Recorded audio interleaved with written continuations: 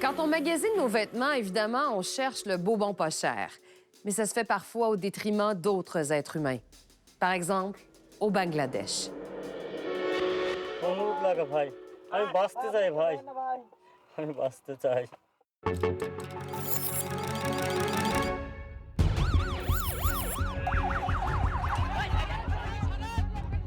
Il y a 10 ans, plus de 1000 travailleurs du textile sont morts dans l'effondrement du Rana Plaza.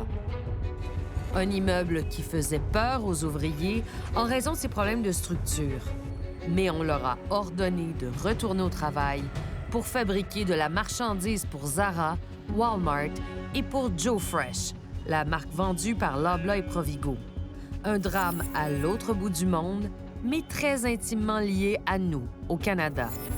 Le sort de ces travailleurs, on l'a littéralement sur le dos. Alors, après 10 ans et plusieurs promesses, quelles sont leurs conditions de travail aujourd'hui? Nos collègues de CBC se sont rendus au Bangladesh pour le savoir. Chaque jour, des ouvriers vont travailler dans ces bâtiments qui mettent leur vie en danger.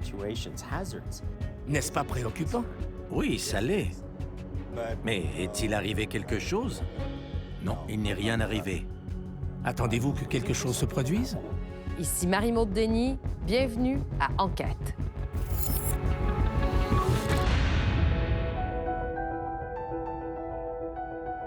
Voici tout ce qui reste du Rana Plaza au Bangladesh, le site de l'effondrement d'une usine le plus mortel de l'histoire contemporaine.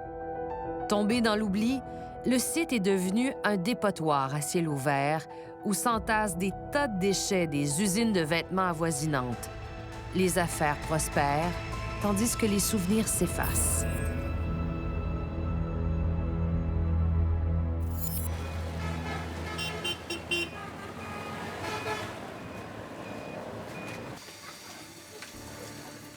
Il y a 10 ans, nos collègues avaient rencontré Aruti.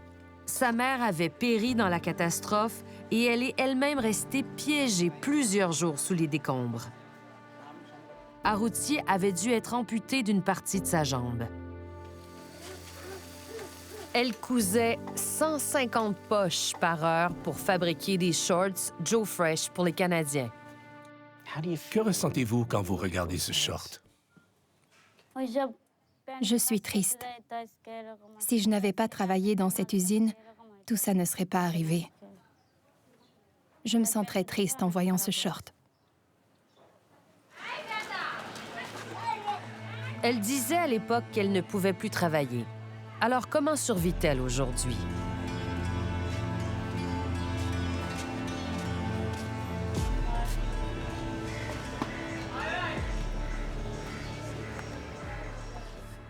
C'est un plaisir de vous revoir 10 ans plus tard. Je suis curieux. Comment allez-vous? Comment vous sentez-vous? Racontez-moi votre vie aujourd'hui. Je souffre beaucoup en ce moment.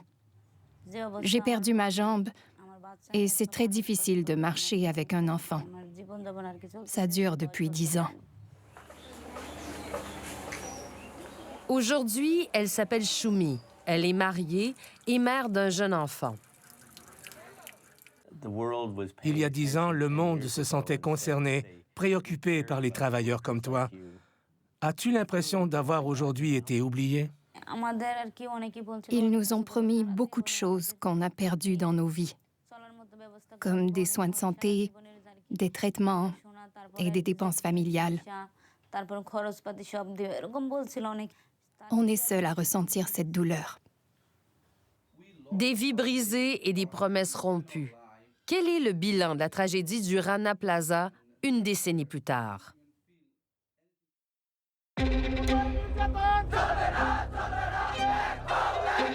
Au lendemain de l'effondrement, c'est l'indignation. Au Canada, une marque en particulier est plongée dans la controverse. C'était une tragédie insensée. Ça n'aurait pas dû arriver. Le président de Loblaw, Galen Weston, reconnaît à l'époque que les vêtements de Joe Fresh étaient confectionnés au Rana Plaza.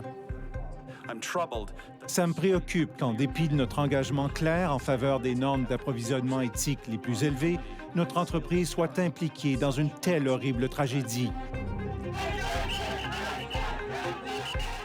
Nos collègues avaient scruté ces normes soi-disant des plus élevées en 2013.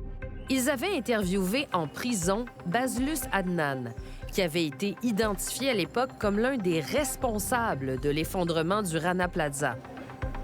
Sa compagnie fabriquait des vêtements Joe Fresh pour une valeur de 6 millions de dollars par année. Pourtant, il ne se rappelait pas avoir vu un seul employé de Loblaw dans son usine. Galen Weston s'engageait notamment à envoyer du personnel de Loblaw sur le terrain au Bangladesh. Ça signifie davantage d'interactions avec ces usines. Ça signifie aussi des contrôles ponctuels à une fréquence plus élevée.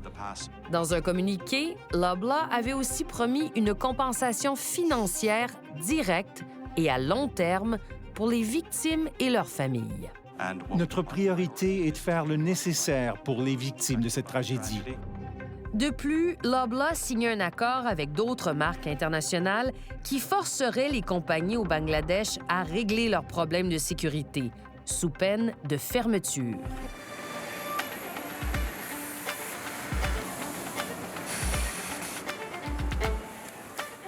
Malgré la catastrophe du Rana Plaza au Bangladesh, les exportations de vêtements ont plus que doublé au cours de la dernière décennie. Aujourd'hui, ce secteur emploie plus de 4 millions de personnes. L'enjeu est énorme pour ce pays qui doit présenter au monde une image de fiabilité et de conditions de travail sécuritaires dans l'industrie du vêtement.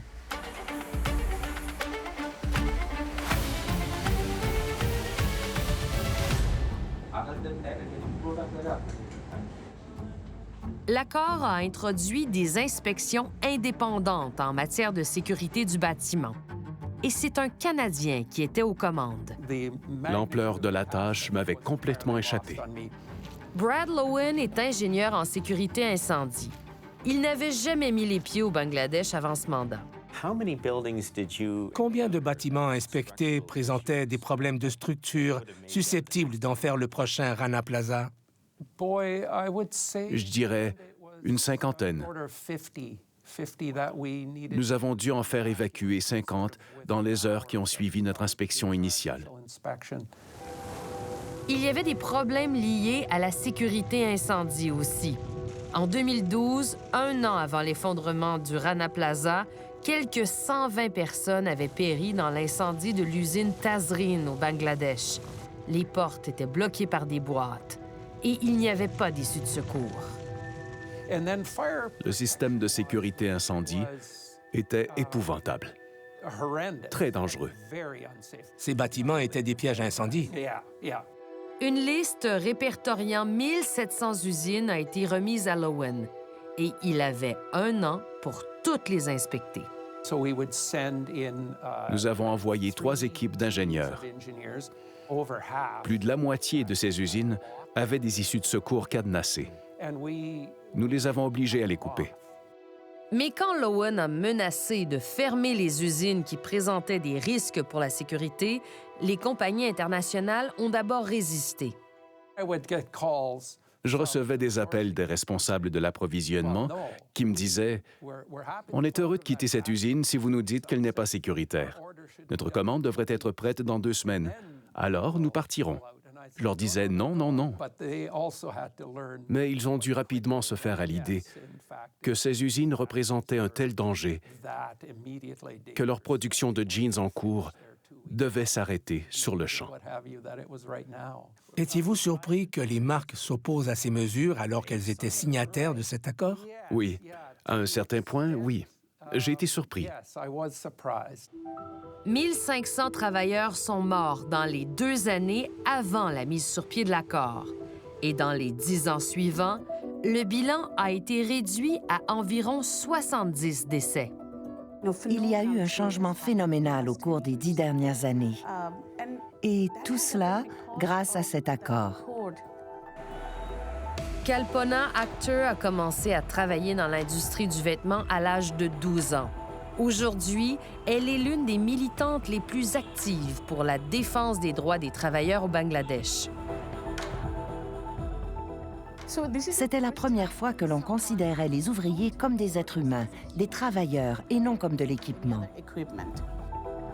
Les propriétaires d'usines de vêtements n'avaient pas de place au sein de l'accord. Mais en revanche, ils avaient beaucoup de pouvoir ailleurs. À l'époque, une trentaine de propriétaires d'usines étaient aussi députés au Parlement. C'est pour cette raison que dès le premier jour, ils se sont opposés à l'accord. Ils faisaient partie du gouvernement et ont pu le convaincre qu'un tel accord allait ruiner l'industrie.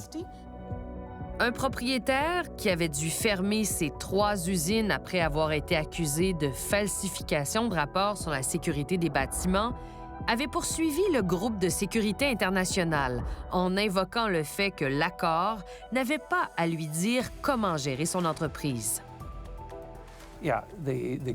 Les tribunaux ont jugé, à la suite d'une plainte intentée par un propriétaire d'une usine, que l'accord n'était plus souhaité par l'industrie. Il était évident que les propriétaires d'usines tenaient les rênes. Ils sont très influents.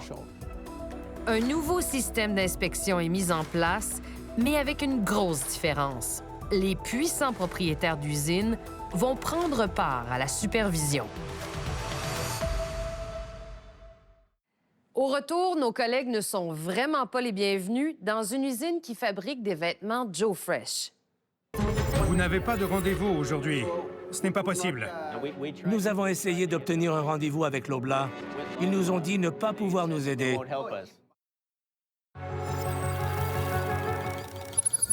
Après la tragédie du Rana Plaza, les grandes marques internationales ont promis de mettre en place un système indépendant d'inspection des bâtiments. Vous allez voir ce qui suit, c'est pas rassurant pour les travailleurs.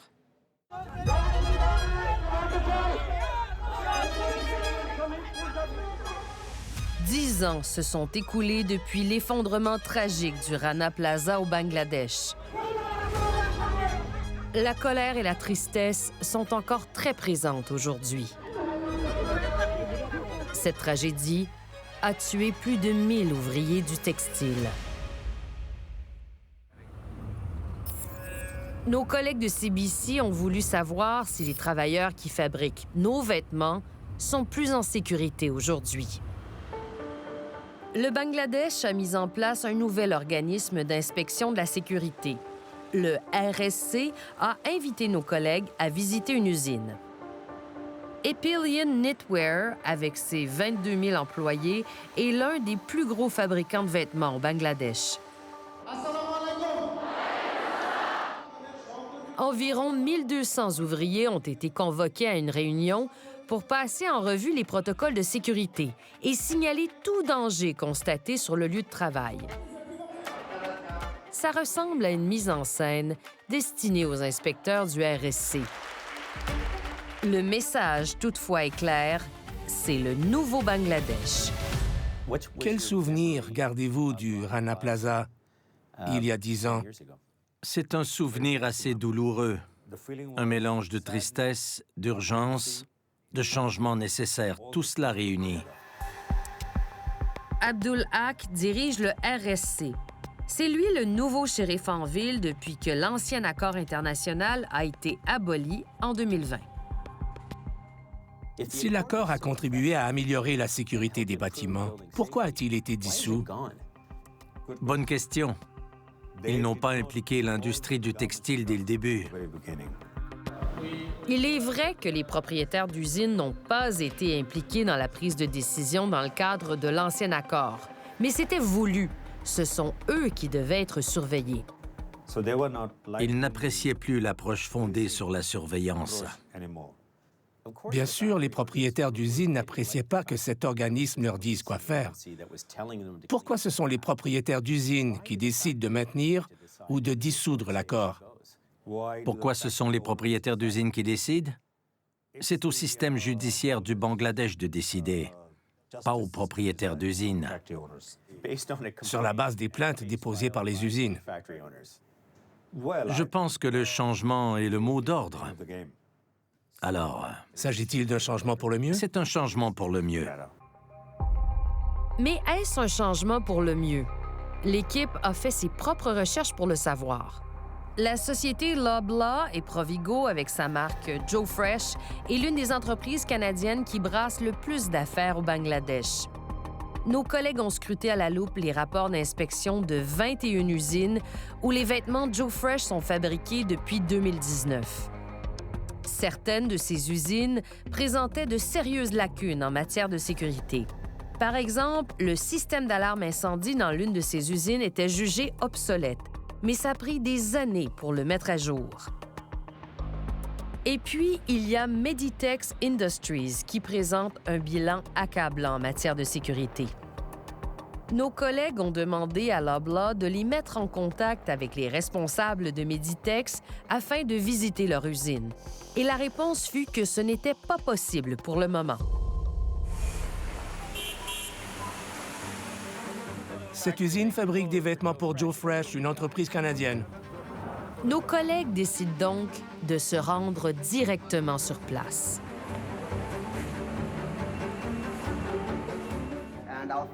Notre usine respecte tous les critères de conformité approuvés par l'accord et l'Alliance. C'est de cela dont nous voulions vous parler. Ce sont les rapports d'inspection du RSC. Vous avez des problèmes de sécurité incendie non résolus. Dans un rapport de 2014, les inspecteurs ont constaté une vingtaine d'infractions graves en matière de sécurité incendie. Par exemple, l'entretien défaillant du système d'alarme, des sorties de secours verrouillées et, encore plus grave, des escaliers de secours qui mènent vers l'intérieur de l'usine et non vers l'extérieur. Et 7 autres problèmes encore plus graves en matière de sécurité incendie ont été identifiés lors de 4 inspections de suivi. Non, le dossier de la sécurité incendie est clos. Ils ont tous approuvé. Vous pouvez nous montrer? Vous n'avez pas de rendez-vous aujourd'hui. Donc, ce n'est pas possible. Nous avons essayé d'obtenir un rendez-vous avec Loblaw. Ils nous ont dit ne pas pouvoir nous aider. Les rapports d'inspection les plus récents datent de 2021. Lors de la 13e visite de suivi, il y avait encore 4 dossiers non réglés, dont ces fameux escaliers de secours qui débouchent toujours à l'intérieur du bâtiment et non à l'extérieur. Selon le plan des travaux de l'usine, ces problèmes sont en attente de vérification. Finalement, on demande à nos collègues de quitter les lieux. À l'extérieur de l'usine, la situation est tendue. Alors que nos collègues filment le bâtiment à partir de la rue, la sécurité tente de confisquer leurs drones. Nos collègues tentent quand même de parler aux travailleurs pour savoir s'ils craignent pour leur sécurité lorsqu'ils fabriquent des vêtements pour les Canadiens. Mais la direction de l'usine a déjà averti ses employés de ne pas parler aux journalistes canadiens. C'est essentiel pour la sécurité des personnes dans les usines. C'est choquant que ces problèmes n'ont pas été réglés depuis le temps que ça traîne. L'expert en matière de sécurité des usines, Brad Lowen, est consterné par ce que nos collègues ont appris. Vous pouvez construire et reconstruire facilement des bâtiments à partir de rien en moins de 8 ans. Il n'y a pas d'excuse pour justifier que rien n'a été fait durant toutes ces années. Chaque jour, des ouvriers vont travailler dans ces bâtiments qui mettent leur vie en danger. Aujourd'hui, au moment où nous nous parlons, ils travaillent dans ces usines. N'est-ce pas préoccupant? Oui, ça l'est. Mais est-il arrivé quelque chose? Non, il n'est rien arrivé. Attendez-vous que quelque chose se produise? Non, rien n'est parfait. Nous ne sommes pas parfaits. Mais nous nous améliorons et chaque jour, nous sommes un peu plus forts. Je me pose une question. Pourquoi les entreprises canadiennes continuent-elles de faire affaire avec cette usine? Vous leur avez demandé? C'est une bonne question. We must do a much better job to ensure the safety of workers producing our products in Bangladesh and around the world.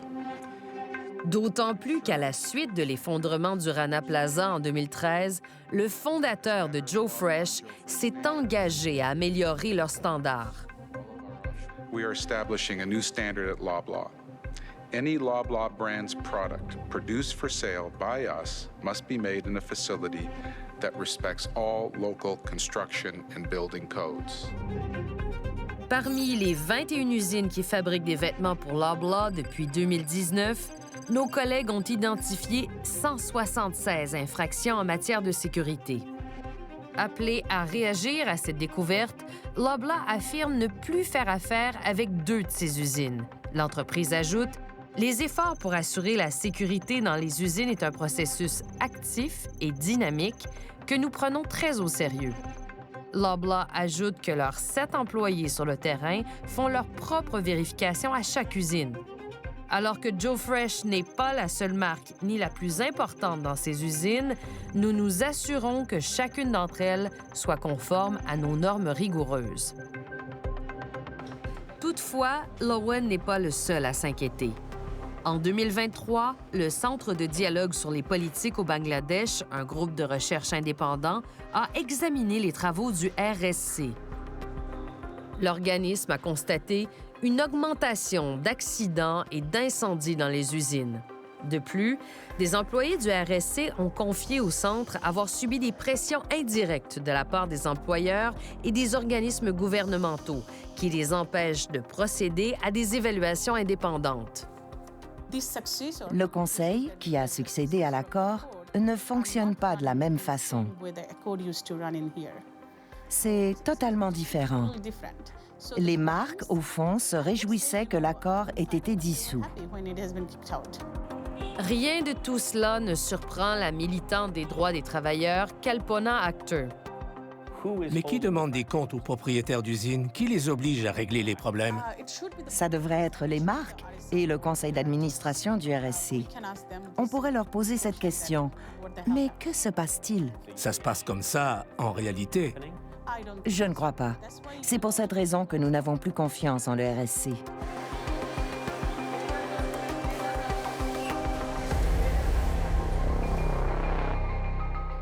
Au retour, travailler 11 heures par jour, 6 jours par semaine pour vivre dans la pauvreté. Nous gagnons de 100 à 120 $ canadiens par mois. Ce n'est pas beaucoup.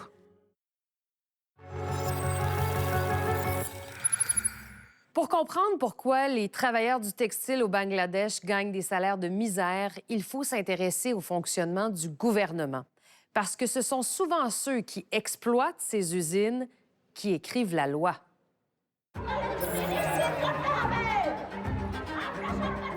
Si c'est écrit « Fabriqué au Bangladesh » sur l'étiquette de vos vêtements,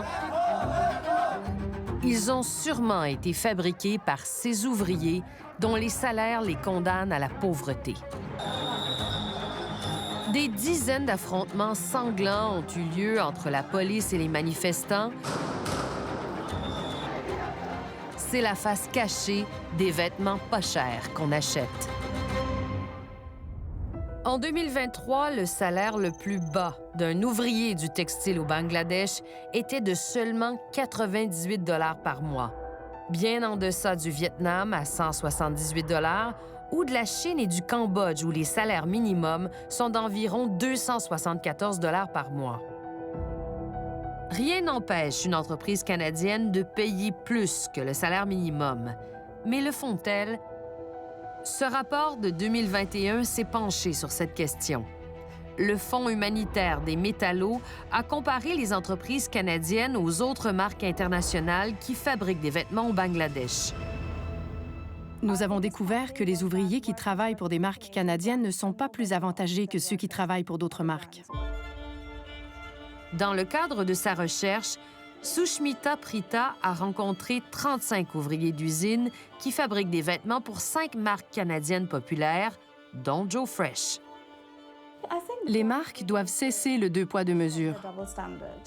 Je crois qu'elles utilisent l'engagement en faveur des droits des travailleurs comme une stratégie de relations publiques, parce qu'elles ne veulent pas que les consommateurs se sentent coupables d'acheter des vêtements provenant d'ateliers clandestins au Bangladesh.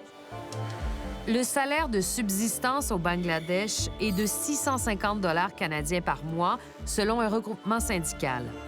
Les travailleurs qui fabriquent des vêtements pour les Canadiens gagnent entre 73 et 100 $ par mois. Contre qui dirigez-vous le plus votre colère dans cette affaire? Il serait temps que le Canada se lève et dise que les entreprises devraient se battre pour un salaire décent pour les travailleurs des chaînes d'approvisionnement du secteur du textile. Je pense qu'il est important que les consommateurs sachent quel est le prix réel des produits qu'ils achètent. Le coût humain. Le coût humain, oui. Cet impact sur les travailleurs est très évident dans l'un des plus grands quartiers du textile au Bangladesh. C'est dans ce complexe où vivent des milliers d'ouvriers du textile entassés dans des minuscules pièces que nos collègues ont trouvé une femme assez courageuse pour leur parler. Lazina, merci beaucoup d'avoir accepté de nous parler. Vous avez parcouru 300 kilomètres depuis votre village pour venir ici. Pourquoi vouliez-vous travailler dans une usine de confection? Il y a beaucoup de femmes comme moi qui peuvent facilement trouver un emploi dans l'industrie du vêtement. La femme de 24 ans travaille dans cette usine depuis 1 an et demi. Elle fabrique des vêtements pour Joe Fresh 11 heures par jour, 6 jours par semaine. Combien êtes-vous payé pour confectionner des pantalons pour Joe Fresh? Nous gagnons de 100 à 120 $ canadiens par mois. Ce n'est pas beaucoup. Sur son site Internet, Loblaw s'engage à ce que les travailleurs de sa chaîne d'approvisionnement gagnent des salaires équitables et promet le droit à un niveau de vie suffisant, comme une alimentation, des vêtements et un logement adéquat. Voici tout ce qu'elle peut se permettre. Une pièce en béton de 9 mètres carrés qu'elle partage avec une colocataire. Elles dorment toutes les deux sur le sol, sans matelas. Voici son semblant de cuisine. Dites-moi, avez-vous les moyens de subvenir à vos besoins, de payer le loyer? Comment vous faites? Dans l'état du marché actuel, c'est difficile de s'en sortir. Lazina n'est pas une exception au Bangladesh. On y compte plus de 4 millions de travailleurs du textile et environ 65 % sont des femmes. Avez-vous assez d'argent pour manger? Mes parents sont encore en vie et ils ne veulent pas que leurs enfants souffrent. Donc, ils m'aident. Dans un courriel, Loblaw se réjouit de la décision du gouvernement du Bangladesh d'augmenter de façon significative le salaire minimum au cours des 10 dernières années. Nous sommes extrêmement fiers de ce qui a été accompli jusqu'à maintenant et nous continuons de faire partie de la solution pour l'avenir. À quelques kilomètres de la pièce de béton de Lazina, il y a les propriétaires d'usines. 4 500 membres représentés par le BGMEA, l'Association des fabricants de vêtements, dont le siège se trouve dans ce bâtiment flambant neuf de verre et d'acier. Il y a une piscine à débordement et une salle de conférence qui ressemble à la salle de crise de la Maison-Blanche. C'est Savar que l'on voit? C'est Savar, la région. C'est ici qu'il y a de nombreuses usines de vêtements. Les usines sont dans cette zone. C'est votre royaume ici. Farooq Hassan est propriétaire d'une usine de vêtements et président de la BGMEA. J'ai rencontré une ouvrière qui a 24 ans. À la fin du mois, elle a à peine de quoi se nourrir. Elle dort à même le sol. Elle n'a pas de matelas. Est-ce une façon de traiter quelqu'un qui travaille dans une industrie rentable? Vous trouvez ça juste? Nous y travaillons. Et je crois que ce que vous avez vu, vous ne le verrez plus à l'avenir, parce que nous essayons d'augmenter les salaires. Mais vous êtes dans les affaires depuis des années. Ce n'est pas comme si vous étiez nouveau dans l'industrie. En effet. Nous devrions les payer pour qu'ils soient performants. S'ils sont satisfaits de leur salaire, ils seront heureux, et des ouvriers heureux sont de bons travailleurs. Ces ouvriers ont-ils l'air heureux? En novembre, après des mois de manifestations, le gouvernement a augmenté le salaire minimum à environ 150 $ par mois. C'est encore 500 $ en dessous de ce qui est considéré comme un salaire décent au Bangladesh. La question se pose, qui prend les décisions au Bangladesh? Pouvez-vous me dire Combien de politiciens sont également propriétaires d'usines? Je dirais au moins 15. Y voyez-vous un conflit d'intérêts? Non, je ne pense pas. Pourquoi pas? Le gouvernement a de l'influence sur les salaires. Je ne pense pas qu'il y ait de conflit d'intérêts parce qu'ils font de la politique ou qu'ils sont au service de la population. Ce sont des domaines différents. Mais il n'y a pas que des politiciens ordinaires dans l'industrie du vêtement. L'an dernier, le ministre du Commerce, le ministre des Affaires étrangères, le ministre des Finances et le ministre de l'Énergie étaient tous propriétaires d'usines. Sushmita Prita dirige aussi la section opinion du plus important journal de langue anglaise du pays. Elle a écrit une chronique cinglante à la suite de la décision récente sur les salaires. La Commission du salaire a présenté la même proposition que celle des propriétaires. La réponse à la question « Quels intérêts la Commission protège-t-elle » est très évidente. C'est un problème que les propriétaires aient une telle influence sur les législateurs parce qu'ils sont nombreux à posséder eux-mêmes des usines et qu'ils sont très proches de personnes occupant des postes de pouvoir. Un autre point préoccupant a été soulevé. Si les ouvriers manifestent, les propriétaires d'usines appellent la police, qui se déplace et bat les manifestants. Ici, normalement, ça ne se produit pas. Je peux vous l'assurer. Pensez-vous que dans le contexte actuel, les travailleurs peuvent manifester en toute sécurité s'ils sont en colère, ou bien mettent-ils leur vie en danger s'ils manifestent contre une usine? Oui, c'est sécuritaire. Pourtant, en juin dernier, en sortant de cette usine, un syndicaliste a été battu à mort par une foule après avoir tenté de négocier une entente pour des salaires impayés. Dans les mois suivant son assassinat, 4 autres ouvriers ont été tués par la police lors de manifestations. Les forces de l'ordre sont soumises aux propriétaires d'usines et ça ne devrait pas être le cas. Elles devraient être là pour protéger la population du Bangladesh et non les propriétaires d'usines. Nous avons essayé de contacter des travailleurs pendant plusieurs semaines. Personne n'a voulu nous parler. Pourquoi? Parce que s'ils nous parlent, ils ont peur d'être renvoyés. Je ne pense pas. Mais c'est ce qu'ils nous ont dit. Je n'invente rien. Il n'existe pas de liste noire. Nous ne pouvons pas les licencier pour ça, parce qu'ils ont des droits. Après cette entrevue, plus de 3000 ouvriers ont été licenciés pour avoir manifesté, selon l'organisation syndicale The Clean Clothes Campaign. Les propriétaires d'usines, eux, soutiennent qu'ils ne sont pas à blâmer.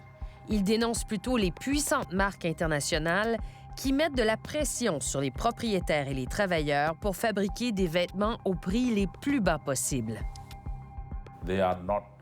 Ils parlent de salaires équitables, mais ils ne font pas de prix équitables ou d'approvisionnement éthique. Pourquoi pas? Parce qu'ils pensent pouvoir obtenir des prix plus bas au Bangladesh. C'est pour cette raison qu'ils essaient toujours de réduire les coûts au maximum. Au retour, il y a 10 ans, Loblaw a promis d'aider les travailleurs blessés. Demandez à cette femme s'ils ont tenu parole. Je n'ai plus de rêve aujourd'hui. Aujourd'hui, nous n'avons plus de mains ni de jambes. Ils n'ont pas valorisé nos vies. Ils devraient être tenus responsables.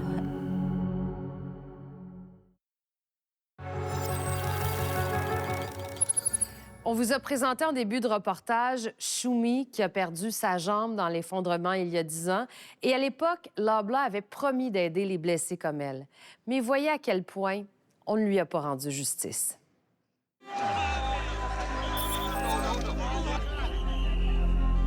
Même si ça fait 10 ans que le Rana Plaza s'est effondré, les enjeux de cette catastrophe se font encore sentir au Canada.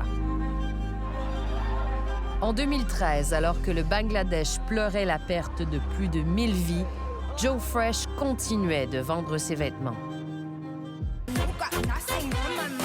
La publicité faisait la promotion de vêtements simples, mais surtout bon marché. Combien coûtait un T-shirt Joe Fresh cette année-là? Aussi bas que 8 $. Cela ferait combien aujourd'hui?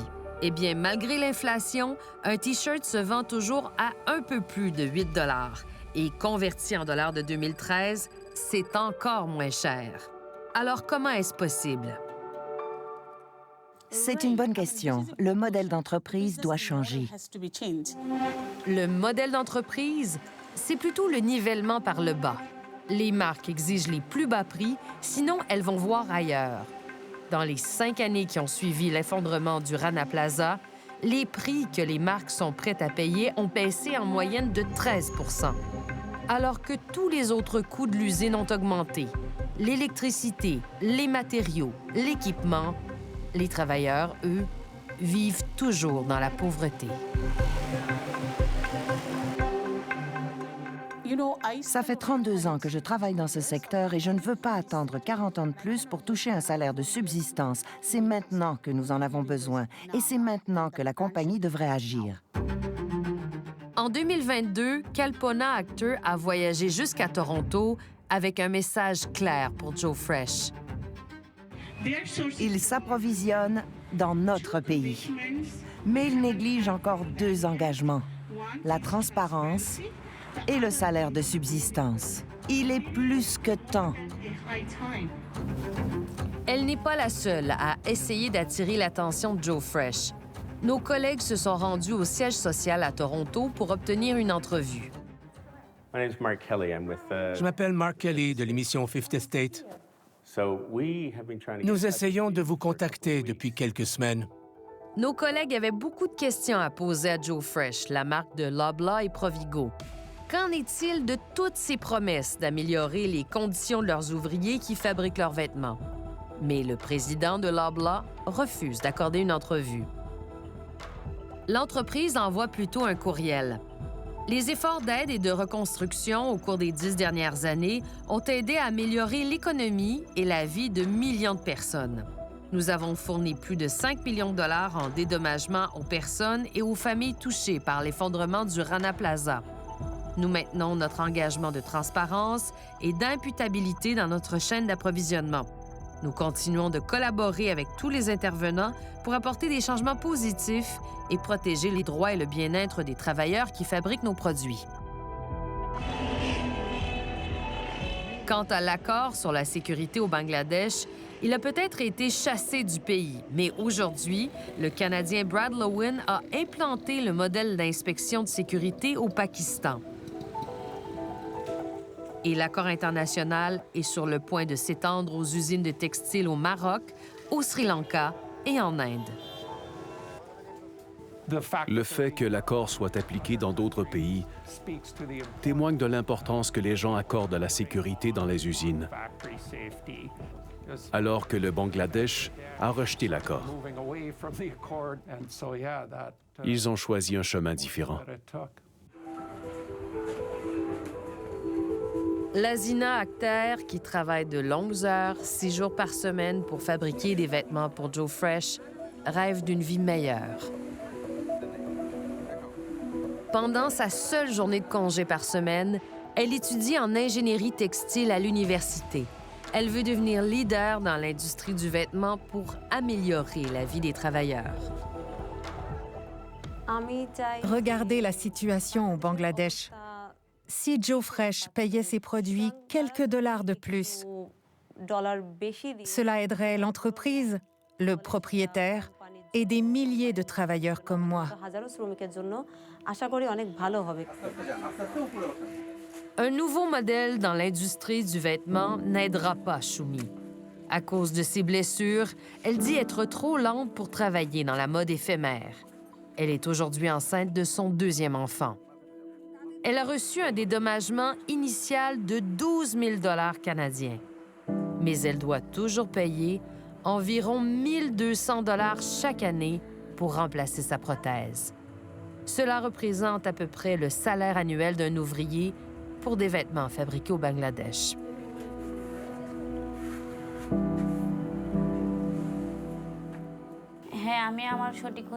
Je veux une indemnité équitable. J'ai perdu ma jambe. Ma situation est terrible. Mon mari est le seul à travailler dans ma famille, mais son salaire ne suffit pas. Shumi n'avait jamais vu le reportage que nos collègues avaient réalisé avec elle il y a 10 ans. Il lui montre. C'est le seul moment où elle sourit pendant la visite. Je suis vraiment contente que vous ayez encore ces vidéos. Un sourire qui se dissipe lorsqu'on l'interroge sur son avenir. Lorsque je vous ai rencontré il y a 10 ans, vous m'aviez dit que lorsque vous étiez enfant, vous aviez un rêve, le rêve d'une belle vie. Quels sont vos rêves aujourd'hui? Je n'ai plus de rêve aujourd'hui. Que voudriez-vous dire aux Canadiens? Je voudrais leur dire qu'ils avaient des employés comme nous, qu'ils se sont servis de nous pour fabriquer leurs vêtements.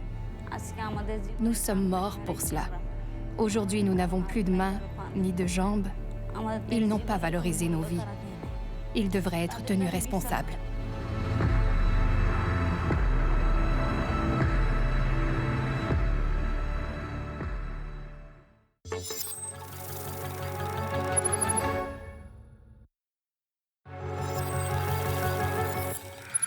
J'espère que vous avez apprécié le reportage de ce soir. Au nom de toute l'équipe, merci beaucoup d'avoir été là. Je vous donne rendez-vous la semaine prochaine pour une autre enquête.